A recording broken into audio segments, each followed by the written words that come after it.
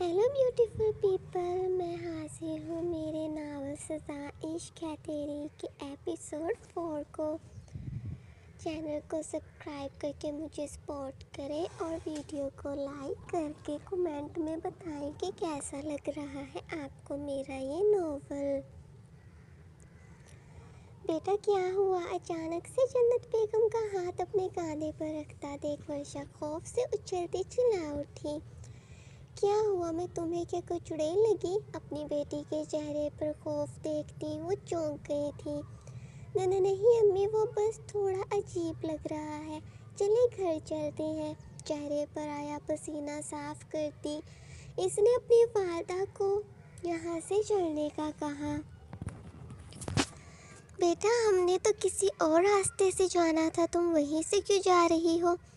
امی وہ کتنی گرمی ہے نا، تو اچھا ہے جو مفت کی گاڑی مل گئی، ہمیں کون سا کوئی نقصان پہنچ رہا ہے۔ وہ بیچارہ ڈرائیور، ہم فائدہ اٹھا لیتے ہیں اپنی کہی بات پر۔ وہ خود مجبوراً بدل رہی تھی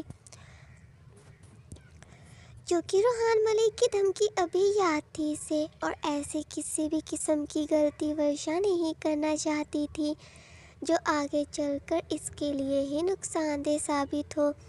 یہ نعمان کہاں پر رہ گیا؟ مال کے دروازے کے باہر نکلتی جنت بیگم نے اپنے بیٹے کے متعلق پوچھا۔ وہ دیکھے وہاں کھڑے گاڑی کے قریب، وہ ان کا ہی انتظار کر رہا تھا، ہاتھ میں شاپر پکڑا ہوا تھا اس نے۔ بیٹا تم نے بھی شاپنگ کر لی، مگر پیسے کہاں سے آئے؟ جنت بیگم نے حیرت سے پوچھا۔ امی اب کیا بتاؤں، میں بس ایسے ونڈو شاپنگ کرنے گیا تھا، میں نے پرفیوم کی قیمت پوچھی تو انہوں نے مجھے پیک کر کے دے دی، کہنے لگے میرے لیے بالکل فری ہے یہ۔ میں خود بہت حیران ہوا، پتہ نہیں کون سا پیار آ رہا ہے ہم سب پر، جو سبھی لوگ اتنی مہربانیاں کر رہے ہیں ہم پر۔ اپنی بات سنتی ورشا کا دل دہل سا گیا۔ وہ تو جانتی تھی یہ سب مہربانیاں کون کروا رہا ہے، کس سے ان پر پیار آ رہا ہے۔ گاڑی میں بیٹھ کر وہ واپس اپنے گھر لوٹے۔ ورشا جو بسیطا اپنے کمرے میں جانا چاہتی تھی، کچھ پل اکیلے گزارنا چاہتی تھی تاکہ اس معاملے کا حل نکال سکے۔ آخر کیسے وہ روحان ملک نامی شخص کو اپنی زندگی سے نکال سکے، مگر پانی کا ایک گھونٹ بھی حلق میں اترنا نصیب نہیں ہوا ہوگا جب دروازہ کھول کر سیدھا دو لوگ اندر داخل ہوئے، پیچھے ٹیمپو میں کوئی سامان نکال کر لانے کا کہہ رہے تھے۔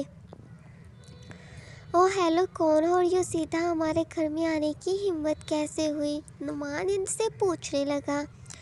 سر جی آپ کے گھر اے سی لگانے آئے ہیں، پلیز ہمیں ہمارا کام کرنے دیں۔ وہ شخص انتہائی شرافت کے ساتھ یہاں آنے کی وجہ بتا گیا۔ کیا کون سا اے سی؟ بھائی ہم نے کوئی اے سی نہیں منگوایا، جنت بیگم جو کہ صاف منع کر گئی۔ آپ نے نہیں منگوایا، مگر ہمیں یہاں پر لگانے کا کہا گیا ہے اور ہم لگا کر ہی جائیں گے، پلیز ہمیں ہمارا کام کرنے دیں۔ وہ سیدھا گھر کے اندر جانے لگے جب نعمان انہیں راستے میں ہی روکتا۔ او بھائی صاحب، یہاں تماشا نہیں چل رہا؟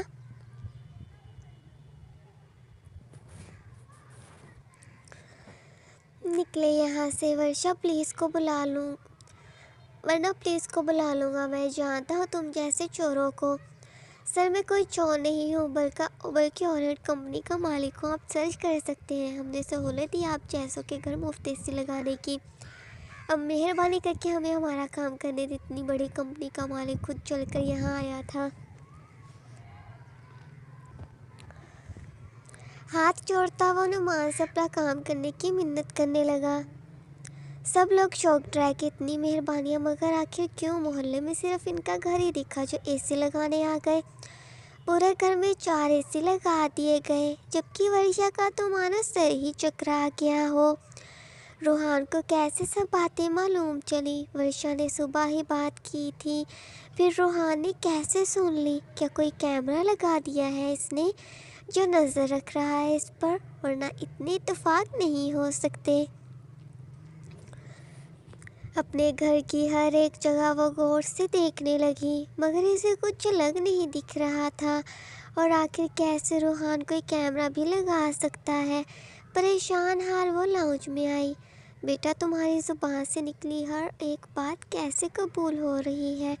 फिर तो ऐसा करो कि और भी कोई अच्छी अच्छी चीज़ें मांग लो। जन्नत बेगम, जिन्हें अब जाकर थोड़ी सुकून भरी ज़िंदगी नसीब हुई थी, वरना पूरी उम्र सिर्फ गुजारा ही किया इन्होंने, कभी सहूलत भरा सामान लेने की गुंजाइश पैदा ही ना हो सकी थी। अम्मी, मेरी हर ख्वाहिश पूरी हो रही है तो फिर ठीक है। एक बहुत बड़ी ख्वाहिश ही भी मेरी है, अगर वो भी कोई पूरी कर सकता है तो प्लीज़ कर दे। मुझे मेरे बाबा से मिलना है। मुझे इनके साथ बहुत सारी बातें करनी है। इन्हें अपने दिल का हाल बताना है, इनके गले लगना है। जानबूझ के वो ऊँचा बोल रही थी। इतना तो समझ सकती थी कि रूहान इसकी हर बात सुन रहा है। अगर इसे इतना ही शौक़ है वर्षा के मुंह से निकली हर एक बात हकीकत में बदलने का, तो फिर हर ख्वाहिश भी इसकी पूरी कर दे वो। बेटा, कैसी बातें कर रही हो? कभी दफन हुए लोग भी दोबारा जिंदा हुए हैं क्या? क्यों नाजायज़ ख्वाहिश कर रही हो? तुम लोग यहाँ बैठो, मैं तुम दोनों के लिए पकोड़े बना के लाती हूँ। जन्नत बेगम जो खुद दुखी हो जाया करती थी जब कभी भी अपने मरहूम शोहर का जिक्र किया जाता, मगर अपने बच्चों की खातिर वो खुद को मजबूत बनने का दिखावा किया करती, ताकि इन्हें कभी दुखी देख वो कमज़ोर ना पड़ जाए। वर्षा यार, पता नहीं क्यों मगर मुझे बड़ा अच्छा महसूस हो रहा है। नुमान अपने मोबाइल में गेम खेलने के साथ साथ बहन से भी मुखातिब था जब इसके फ़ोन पर किसी की कॉल आई। नंबर देख वो डरते हुए एक नज़र वर्षा पर डालता आहिस्ता से गेम बंद करता फ़ोन उठा गया। हाँ मुनीब, हाँ मैं आता हूँ, हम वहीं मिलते हैं जहाँ पहले मिला करते थे। बस दो टोक बात किए वो फ़ोन काट गया। मेरे दोस्त की कॉल है, मिलना चाहता है, मैं चलता हूँ। फिर खुद ही वो वर्षा को सफाइयाँ देने लगा। आज तो गाड़ी में जाऊँगा, वो भी पर्सनल ड्राइवर के साथ। इसकी खुशी की इंतहा नहीं थी। आखिर अब वो भी अमीर हो चुका था। बालों को संवारता हुआ वो गेट से बाहर निकलता। चलो ड्राइवर, मुझे अपने दोस्त से मिलने जाना है। रौब से हुक्म दिए खुद वो गाड़ी का दरवाज़ा खोलने लगा, मगर ड्राइवर वैसे ही अपनी जगह पर खड़ा था। क्या हुआ, सुनाई नहीं दे रहा? मैं कुछ बोल रहा हूँ।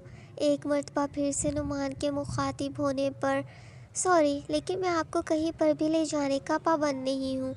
इस घर की ख़वातीन का पर्सनल ड्राइवर हूँ मैं। बाकी मुझे आपके साथ किसी भी जगह जाने की इजाज़त नहीं। नुमान को इसकी बात सुन बहुत गुस्सा आया, मगर वो इसकी खुद की गाड़ी नहीं थी जिस ड्राइवर को नौकरी से निकाल देता। भाड़ में जाओ तुम और तुम्हारी गाड़ी, मेरी मोटरसाइकिल है, हमेशा की तरह इस पर जा सकता हूँ मैं। अपनी बाइक निकालता वो चला गया। वर्षा के लिए बैठी रूहान के मुतल्लिक की सोचने में मसरूफ़ थी। सर दर्द करने लगा था इसका सोच सोच कर। वो ये बात किसी को भी बता नहीं सकती थी। तभी अचानक सामने पड़े रूहान के मोबाइल पर इसकी नज़र पड़ी। कुछ सेकंड्स के लिए मानो इसकी पहेली का हल मिल चुका हो। इसे आहिस्ता आहिस्ता कदम बढ़ाती इसने रूहान का मोबाइल उठाकर देखा। कान के साथ लगाती वो सुनने की कोशिश कर रही थी। चारों तरफ से मोबाइल घुमा घुमा कर देखे जाए। वो चेक कर रही थी कहीं यहाँ पर तो वो इस पर नज़र नहीं रखे हुआ, मगर इसे कोई ऐसा सबूत नहीं मिल पा रहा तो ये बात कन्फर्म कर सके। मोबाइल की स्क्रीन ऑन करती वो वॉलपेपर पर लगी रूहान की तस्वीर को गुस्से भरी नज़रों से देख रही थी।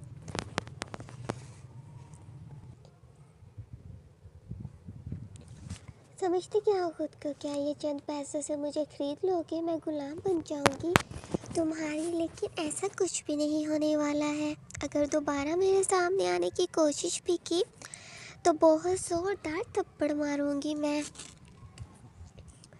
न जाने ये अमीर लोग खुद को समझते क्या है। वो रूहान की तस्वीर देखकर अपना गुस्सा निकालने की कोशिश कर रही थी। कमरे में बैठा सिगरेट का कश लगाते वो मोबाइल को अपने हाथ में पकड़े स्क्रीन पर चल रही वीडियो को देखता मुस्कुराने में मसरूफ़ था। वर्षा का गुस्सा करना इसकी हंसी का बायस बन रहा था। I love you my love, तुम्हें पैसे दिखाकर खरीदना नहीं चाहता हूँ मैं, और ना ही तुम्हें अपना गुलाम बनाने की ख्वाहिश है मेरी, क्योंकि वैसे भी दुनिया में ऐसी कोई कीमत बनी ही नहीं जो मोहब्बत नामी चीज़ को खरीद सके। मैं तो बस अपनी मोहब्बत से तुम्हें हासिल करना चाहता हूँ। रूहान मलिक की मोहब्बत की कदर तुम्हें करवाना चाहता हूँ। तुम्हें दुनिया की सबसे स्पेशल लड़की महसूस करवाना चाहता हूँ। तुम्हारा यूनिवर्स बनना चाहता हूँ, जो तुम्हारी हर एक ख्वाहिश को पूरा कर सके। जो मोबाइल रूहान ने अपने हाथ में पकड़ा हुआ था को होठों से लगाए वो चूमने लगा। वर्षा का शक बिल्कुल दुरुस्त था। रूहान इस पर नजर रखे हुए था। वो इसकी जिंदगी के हर एक लम्हे को अपने करीब रखना चाहता था।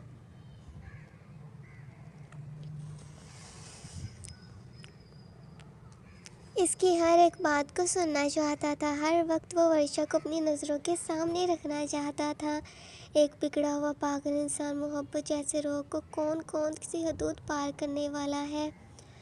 रात के 12 बजे का वक्त था जब वर्षा अपने भाई की किताब पढ़ने में मसरूफ़ थी। इसका मन था कि वो भी डॉक्टरी करे, अपने भाई की तरह वो भी डॉक्टर बने। इतना खर्चा इसकी वादा कहाँ से अफोर्ड करेगी।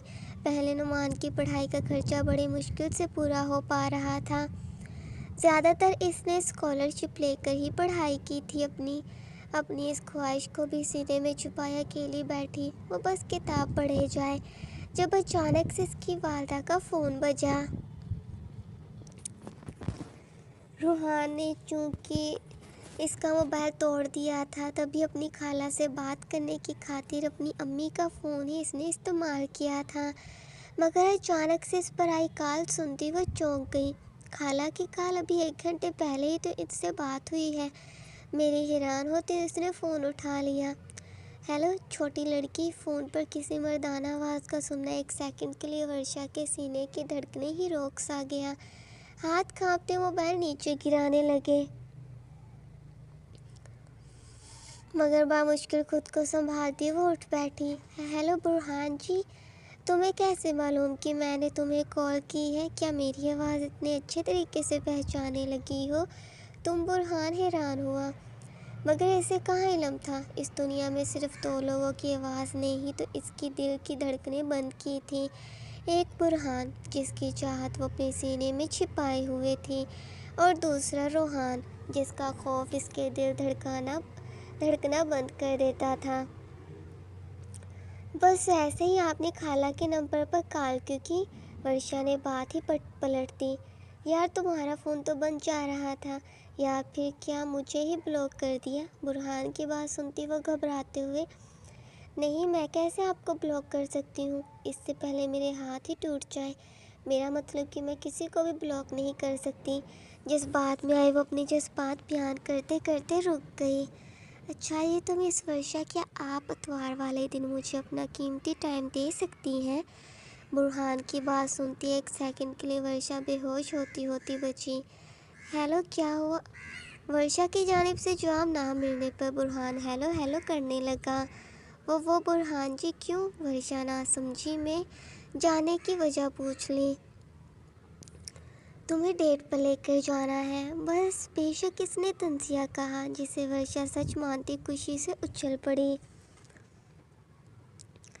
यार ऑफ कोर्स काम है तुमसे, जिस बेचारी लड़की का केस मैंने लिया है। अब इससे सवालात एक लड़की ही पूछ सकती है। वह कंफर्टेबल भी तुम्हारे साथ ही रहेगी। बस इतना सा ही काम करना है तुम्हें। बुरहान ने मुकम्मल तफसीर बताई।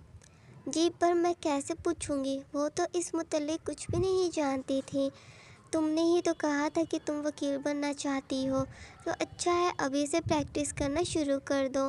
बुरहान के याद करवाने पर वर्षा को याद आया कि तब जज्बाती हुए इसने बोल दिया था कि वो भी वकील बनना चाहती है।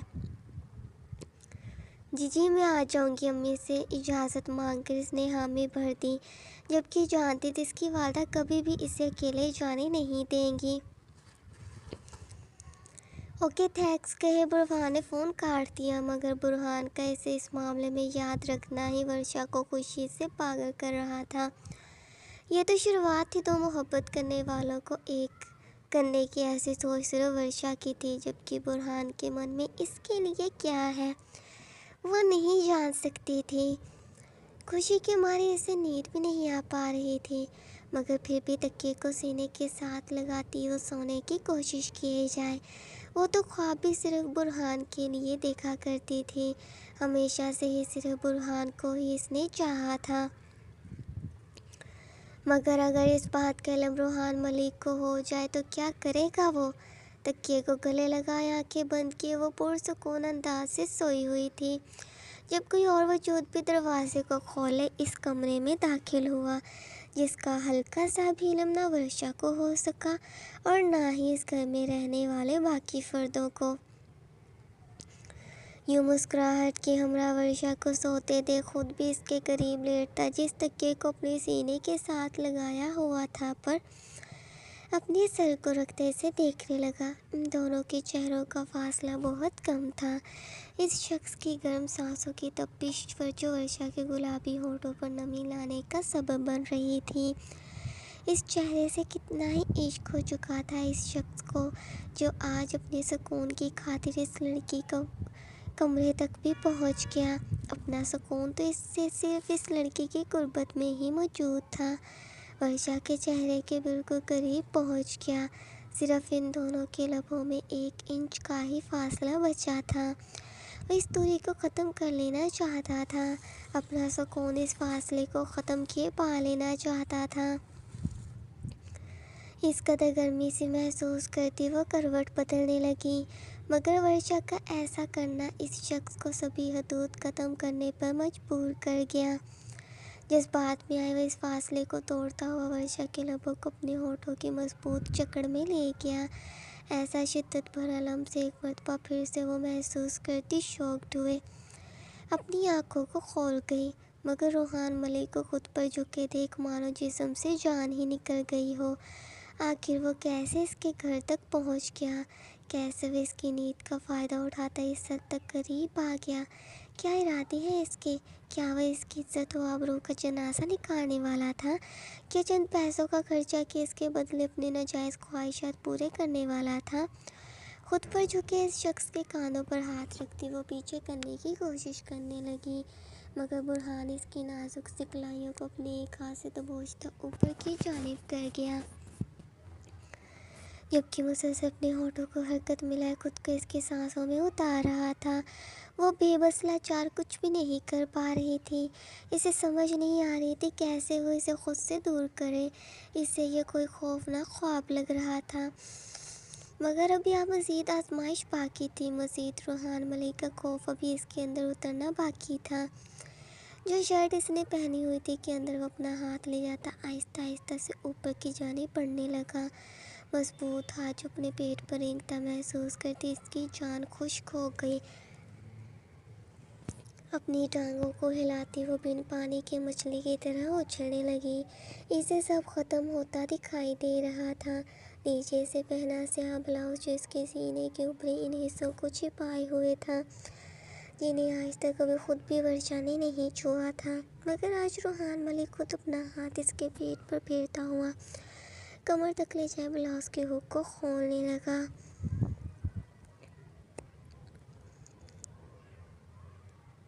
چہرہ شدید سرخ پڑنے لگا تھا، مسلسل اپنے ہونٹوں پر ظلم ہونا اور اب یوں کسی کا اس کے بلاؤز کا کھولنا سب ختم ہوتا ورشا کو دکھ رہا تھا، وہ خود کو بچا بھی نہیں پا رہی تھی۔